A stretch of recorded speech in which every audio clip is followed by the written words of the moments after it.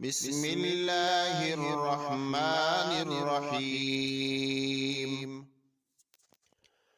إن الذين آمنوا ثم كفروا ثم آمنوا ثم كفروا ثم ازدادوا كفرا لم يكن الله ليغفر لهم ولا ليهديهم سبيلا. بشر المنافقين بأن لهم عذابا أليما. الذين يتخذون الكافرين أولياء من دون المؤمنين أيبتغون عندهم العزة فإن العزة لله جميعا.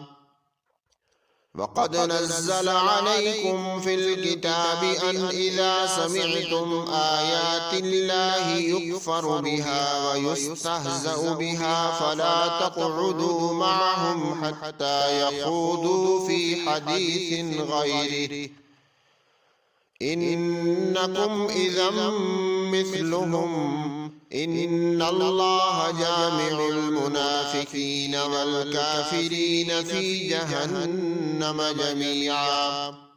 صدق الله العظيم.